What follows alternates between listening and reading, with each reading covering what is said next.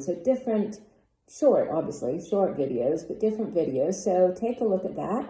I'm at changingphasestarot on TikTok. So I do hope that you all enjoy the monthly reading. I hope that the month of September is wonderful for all of you. And I will be back in 1 second with your reading. Hi Sagittarius, hope you're doing well. I'm here to get into your reading. So at the center you have the King of Cups. And he's crossed by the Three of Wands. Okay, so what could help or hinder? So with the King of Cups, you might be dealing with an older water sign individual, even though he appears as the king, could be male or female. In these general readings, that's not gender specific, but he sometimes shows up as a father figure, could be your father of your children, but water sign, and so water would be Cancer, Pisces, Scorpio. And he's somebody who, as the king, he has mastered his suit, which deals with emotions and feelings, relationships. So he's usually somebody who's very loving, very caring. He's somebody who, he's very, very good at resolving problems as well, because he is very sort of understanding, and so he tends to be that type of person who can resolve. If there's a conflict, he can, usually resolve that. So it's a very loving type of energy, compassionate. And with the Three of Wands, threes in the tarot have to do with expansion, right? So expansive energy, growth. And the Three of Wands, more than probably any of the threes, it's limitless growth. So this could have to do with, if this King of Cups is coming in with something for you, right? An offer or something along those lines, or you're working with this person, there's great opportunity for growth here with the Three of Wands, because if we think about the card immediately preceding the Three of Wands, right? The Two of Wands, it's the man, and he's standing there sort of looking down both paths, trying to figure out which way to go, which one is the right path for him. And then he makes the choice. He invests a lot of hard work and effort into that. And now the Three of Wands is waiting for that return on investment. This deck is obviously a different depiction of it, but usually there's a man, and he's standing on a cliff top, staring out to sea, waiting for his ships to come in. So waiting to see, what is he going to get back after all of the hard work, and, what is he going to get in return? So lots of opportunities. This could be with a new project, a new creative endeavor. This could be a new business venture, because obviously fire energy, you are the fire sign, Sagittarius, but it deals with passion and excitement and determination and drive, and it can be projects that we're working on or work that we're doing. So there could be great growth around that, around your career, or around some type of creative project.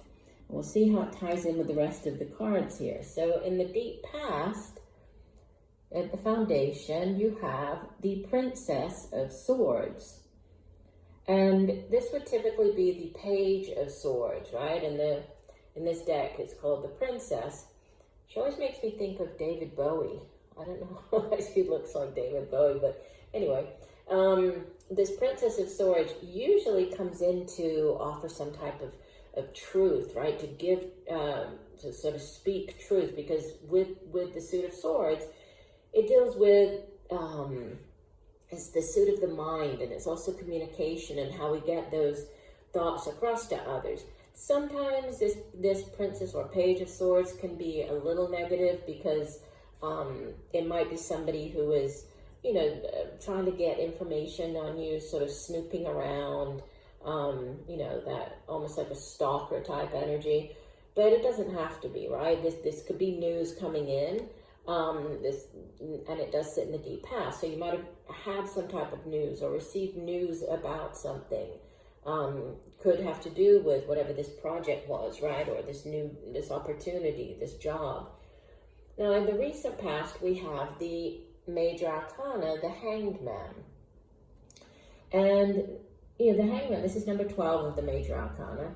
And 12 is 1 and 2, which is also the number 3. So there's also a number 3 if we look at it that way. But the Hanged Man has to do with divine timing. It has to do with, oftentimes, especially when we're starting up a new project or, waiting for news about a job offer, we want things to just hurry along and happen at the speed that we want them to happen at, right? But the universe has its own ideas about timing for things. And so I love the way that this particular deck depicts the Hangman, because usually he's shown as being tied up, even though he's usually loosely tied up, but tied up and hanging upside down. Here you can see there is nothing holding him there.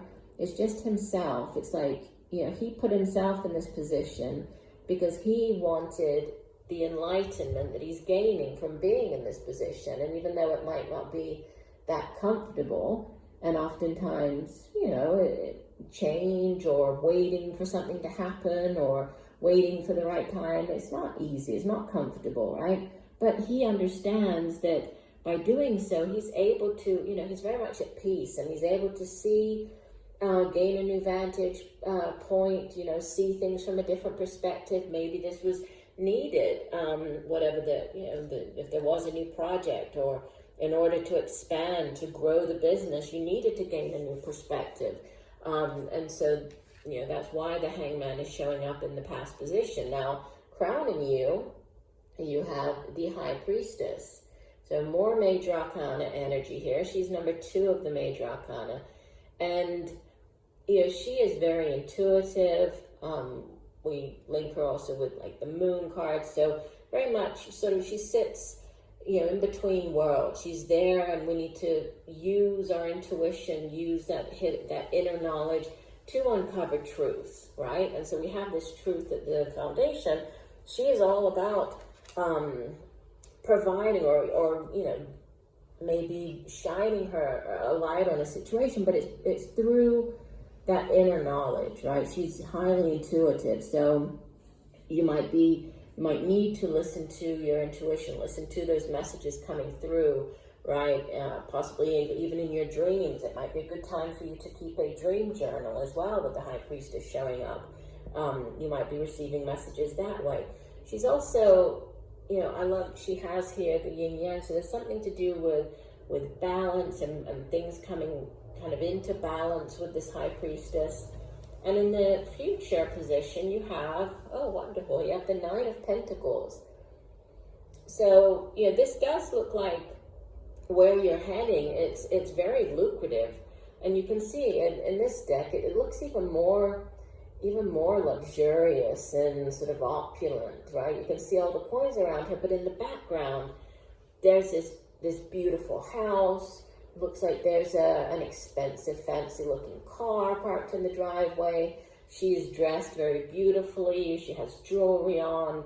She has wine, and all the fruit here. So it's like she has everything that she could have hoped for, and she's worked very hard for this. Sometimes the 9 of Pentacles, it can be like that sort of the single person's card where you've worked long and hard and you've managed to achieve a lot for yourself, but through your own hard work and hard effort, right? Putting in the hours and working hard, because she's progressed. She's nearly at the 10 of Pentacles, which is, that kind of ultimate resources and financial stability card. She's moved on from the 8, which is the apprentice and learning and working very diligently. And she's now reached a position where she's feeling good about what she's achieved, right? She doesn't need for anything. She's able to, to provide this beautiful life that she's wanted for herself. So great deal of financial stability coming in for you. Now you appear, Sagittarius, as the 6 of Cups. So that's interesting. Okay, so this card, sometimes it can be a past life connection. We have more Cups energy. Obviously, you have the King of Cups at the center of your reading. So this could be like a past life, so soulmate connection. This might be this King of Cups individual. If not, the Six of Cups can also, it can also speak of like childhood and you know, the past and memory. So this could have, if this is a new venture or project, this could be something that you either have done before, you're going back to do it again, you're going back to a company, you're going back to where you used to live, can even be where you lived as a child. It can also have to do with reconnecting with people from the past. And it's also a card of, can be of children, right? It's that happy sort of memory, looking back on the past type of energy. And it's interesting. And you have more water energy in your surroundings. So you have the couple here. You have the King of Cups and the Queen of Cups in the reading. And she's also a highly intuitive energy, right? Out of all of the queens, she is the most intuitive. And you can see, compare her to the High Priestess. Both of them have the yin-yang symbol here on their forehead. Both of them, we have significant reference to water, right? Obviously, and she has like the fish here on her fan. So lots of psychic, sort of intuitive energy surrounding you. So definitely pay attention to those messages coming in. If you have to make a decision, listen to that inner voice, that you're being guided, right? Lots of intuitive energy coming through here. But she's a very loving type of energy, right? The Queen of Cups. If this isn't a person, she's usually somebody who, she takes great care of the family. She's very compassionate, very loving. Or this could be you taking on the energy of this Queen of Cups. In your hopes and fears, you have the Ace of Swords. So great clarity, right? The aces in the tarot are yes cards. So if there's something you've been waiting for an answer on, you have a yes here. And the Ace of Swords, it's also a card of victory. It's a card of great mental clarity, kind of that aha moment, having that epiphany. So I think that this is in your hopes. You're hoping to have this green light for you to go ahead. You're hoping to receive, something that's going to kind of make you understand or put things into clarity, clarify a situation, I think, is with the Ace of Swords is what you're hoping for. And you leave the month with the Princess of Wands. So this would be the Page of Wands in the traditional tarot. And, fire energy, again, you're a fire sign. So it could be you taking on this energy. You could be dealing with a younger fire sign.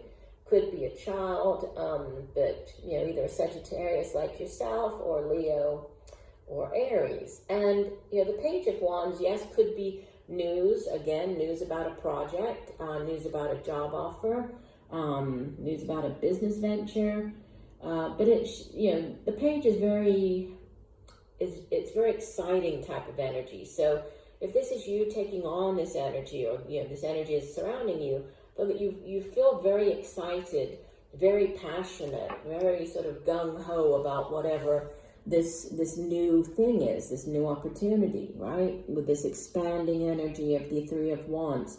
And you actually have, at the bottom of the deck, I didn't show you in the beginning, but the overall energy for the entire month, you have another ace. This is the Ace of Pentacles.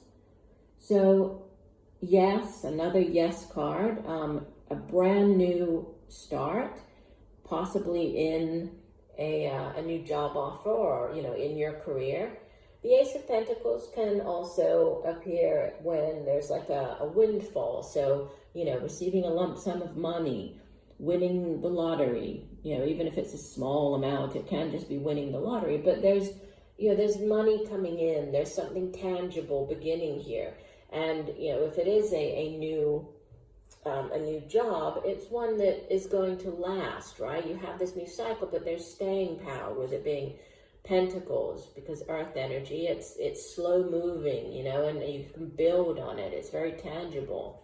And let me just see, underneath it, yeah, so you have the Four of Swords, which is a card of healing. It's a card of time as well, timing, needing to kind of take some time out to reflect, to recover. This could be recover mentally, physically, before embarking on. And then you have, you have the moon, and then you have the star. So, more messages about intuition, uncovering things coming to light, right? And also more with healing, and also, the star is a card of healing, but it's also a star of wish fulfillment, of, your wishes coming true. So definitely, I think that what's coming in this month, you feel very excited about, but it's also something that, and it could bring a great amount of financial stability into your life, right? Not only are you going to feel very passionate and excited and, happy about doing whatever it is, I think it's going to bring you this financial stability that you're looking for. Now you have the two oracle cards that came out. The first one from the Soul's Journey deck is called Blame, and it says, I accept responsibility for my well-being. And the color of the card, it's kind of a mustard yellow, and then we have blues and reds and purples and yellows in the middle of the card on the mandala. And then from the Sacred Traveler deck, you have Fellow Travelers. Support is all around you. Okay, and I'll read the full description for each card. So let's start off with the Blame card. And this one says, let's find it.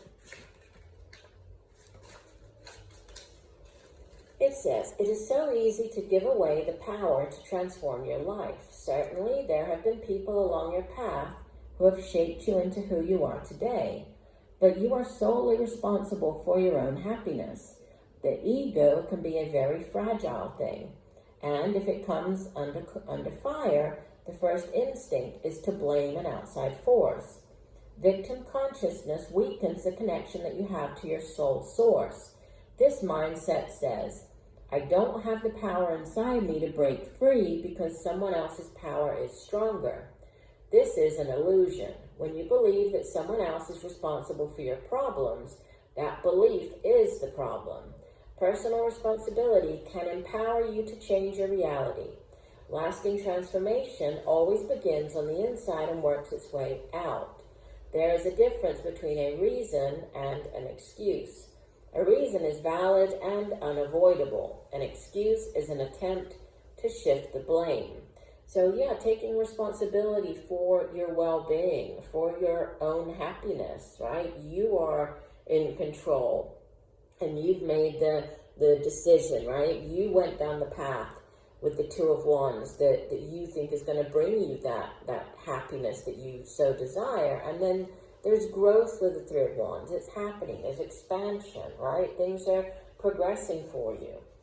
Okay, with the Fellow Travelers, this card says, be open to support and help from others. You don't need to do it alone. Sometimes support comes from someone you would least expect. If someone offers you help, accept it. Trust that your life is guided. Unseen spirit travelers are helping you. Know that you are so very loved in ways that you may not always directly experience. Sharing the journey means that there is support all around you. Blessings from above are showering over your life. You are safe. Angels and spirit guides are real, and their presence is near. They are only a thought away. They are messengers from the Creator, and they come with immense blessings and love. All is well. The Sacred Traveler wants you to know. Fellow travelers are guiding and supporting you, and they love you deeply and profoundly. Be still and open your heart to their messages and healing. They will come to you in soft breezes, rainbows, and feathers that seem to magically appear. Sometimes they will come in the form of a stranger with a message. Well, we have the message, right? We have the Princess of Swords, and we have the Princess of Wands. So be looking out for these messages, right? So from air sign individual here with the Princess of Swords, so Aquarius, Gemini, Libra, or this Princess of Wands, fire energy. It says these signs let you know that you are going in the right direction and that all is unfolding exactly as it should. Messengers from the Creator come with immense blessings and love. Be open to receive love from others. You are a healing, loving force for others.